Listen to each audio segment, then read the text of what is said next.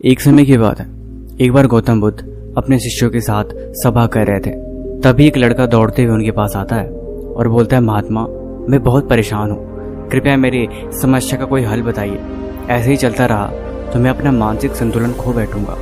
बुद्ध बोले, अरे ऐसी क्या बात है, तुम क्यों परेशान हो, अपनी परेशानी बताओ। वो लड़का कहता है कि मेरे मन में न चाहते हुए भी बार बार अनावश्यक चिंताएं घेर लेती हैं और मैं हर बार गहरी चिंता में खो जाता हूँ और उसके बारे में बहुत बार सोचने लग जाता हूँ। मैं जानता हूँ कि वो चीज़ें ज़रूरी नहीं है, लेकिन फिर भी उनका ख्याल बार बार मेरे मन में आ जाता है। कृपा करके मुझे बताएं कि मन में आ रहे ख्यालों को कैसे रोकें। आखिर मैं ऐसा क्या करूँ कि वो विचार मेरे मन में आए ही ना और मैं उनके बारे में ज़्यादा ना सोचूं। बुद्ध मुस्कुराए और बोले, इतनी सी बात से तुम इतने परेशान हो गए। आओ मैं तुम्हें एक कहानी सुनाता हूँ। एक बार की बात है, एक बार एक भिखारी एक सेठ के घर पहुंचा और सेठ से कुछ मुद्राएं मांगने लगा कि भिक्षा में मुझे कुछ दान करो। सेठ आया और अपनी जेब में हाथ डाली, लेकिन उसके जेब से कुछ भी नहीं निकला। उसने दोनों जेब में हाथ डाली, फिर भी उसकी दोनों जेब से कुछ भी नहीं निकला। फिर वो निराश होकर घर में चला गया। घर में गया तो उसे कुछ दिखाई नहीं दिया। तत्पश्चात उसने अपनी पत्नी को आवाज लगाई, अरे सुनती हो, देखो भिखारी आया है, कुछ हो तो इसे दे दो या खाना खिला दो। लेकिन कोई भी आवाज नहीं आई। अंदर जाके देखा तो उसकी पत्नी घर पे थी ही नहीं। उसको कुछ समझ भी नहीं आया। उसने क्या किया, बगल में एक थाली पड़ी थी, वो थाली को उठाया और उस भिखारी को दे दिया। भिखारी उस थाली को लेके धन्यवाद कहता हुआ खुशी खुशी चला गया। तो उसने पत्नी से बोला, तुम कहाँ गई थी? भिखारी आया था, मुझे कुछ दान देना था, लेकिन मेरे पास कुछ था ही नहीं। तो पत्नी ने पूछा, फिर तुमने दान में क्या दिया? उसने बोला कि यहाँ पे एक थाली रखी हुई थी, मुझे कोई और वस्तु नहीं मिली, इसलिए मैंने वो थाली उठा के उस भिखारी को दान में दी थी। पत्नी चिल्लाने लगी, अरे तुम्हारा दिमाग खराब हो गया है क्या, तुम पागल हो गए हो? वो थाली नहीं, वो चांदी की थाली थी, वो बहुत ही कीमती थी। तुमने वो थाली उठा के भिखारी को दे दी। दौड़ के जाओ और उससे मांग के वापस लेके आओ। तुमने ये क्या कर दिया? वो सेठ घर से बाहर निकल जाता है उस भिखारी को ढूंढने के लिए कि वो भिखारी कहाँ गया। काफी दूर जाने पे आखिर वो भिखारी दिखाई देता है। वो उसे दूर से आवाज लगाता है, अरे भाई, मेरे भाई, रुको रुको।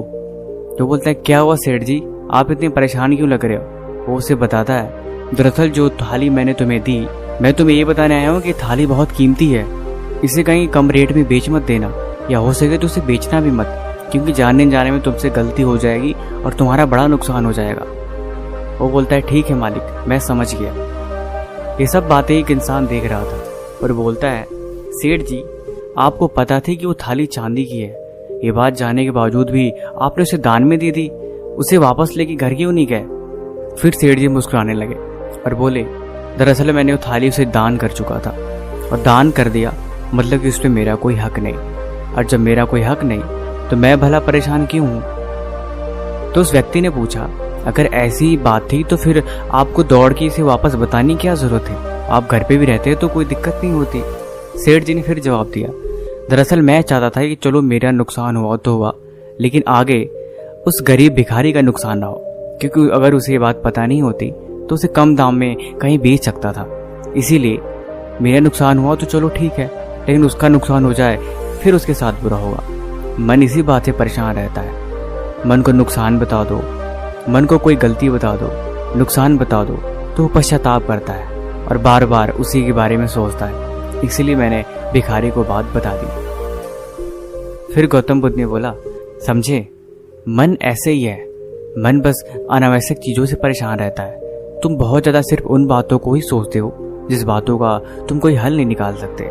बहुत ज्यादा सोचने से समस्याओं का हल नहीं मिलता, तुम बस उन्हें सोच के चिंतित रहते हो। इसीलिए अनावश्यक चीजों का बोझ हटाना हो तो मन को यकीन दिलाना सीखो कि दरअसल कुछ नहीं हुआ है। जब मन चिंता में हो जाता है तब तुम सही गलत, सच झूठ की तुम्हें समझ नहीं होती, फिर तुम गलत फैसले लेते हो। इसीलिए अनावश्यक चिंता करना छोड़ देना चाहिए। अनावश्यक चिंता किसी भी तरह से तुम्हारे लिए लाभदायक नहीं होता। बाकी कहानी कैसी लगी आप हमें कमेंट बॉक्स में जरूर बताएं। किसी भी तरह का सवाल है तो आप हमें कमेंट बॉक्स में पूछ सकते हैं। तब तक मिलते हैं हम आपसे एक और कहानी के साथ अगले दिन। धन्यवाद।